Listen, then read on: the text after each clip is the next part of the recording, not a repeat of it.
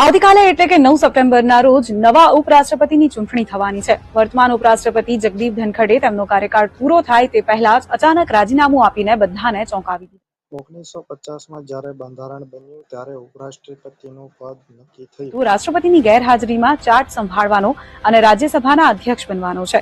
બંધારણના અનુચ્છેદ 66 અનુસાર ઉપરાષ્ટ્રપતિની ચૂંટણી લોકસભા અને રાજ્યસભાના સભ્યો સાથે મળીને કરે છે। કુલ માન્ય મતોના 50%થી વધુ મત મેળવનાર ઉમેદવાર જીતે છે। 1952માં દેશના પહેલા ઉપરાષ્ટ્રપતિ ડોક્ટર સર્વપલ્લી રાધાકૃષ્ણ રસપ્રદ વાત એ છે કે તેમને આ પદ ખૂબ જ નાનું લાગતું હતું। પછી નહેરુએ તેમને ખાતરી આપી કે તેમની ભૂમિકા વડાપ્રધાન જેટલી જ મહત્વપૂર્ણ। નહેરુએ તેમની બહેનને બદલે બિહારના રાજ્યપાલ ઝાકિર હુસૈનને પસંદ કર્યા। વિજયાલક્ષ્મી પંડિત પણ નહેરુની પસંદગી સાથે સંમત થયા। આખરે ઝાકિર હુસૈનને ઉમેદવાર બનાવવામાં આવ્યા। માજદા અસદના પુસ્તક ડોક્ટર ઝાકિર હુસૈન મુજબ ત્યારે નહેરુએ ભાવુક થઈને પોતાની બહેનને ગળે પછી વીવી ગિરી કાર્યકારી રાષ્ટ્રપતિ બન્યા અને પછીથી રાષ્ટ્રપતિ તરીકે ચૂંટાયા। દરમિયાન ઉપરાષ્ટ્રપતિનું પદ લાંબા સમય સુધી ખાલી રહ્યું હતું।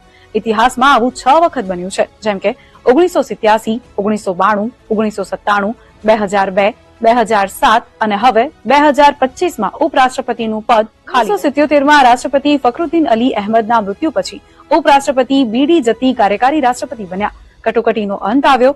જનતા પાર્ટીની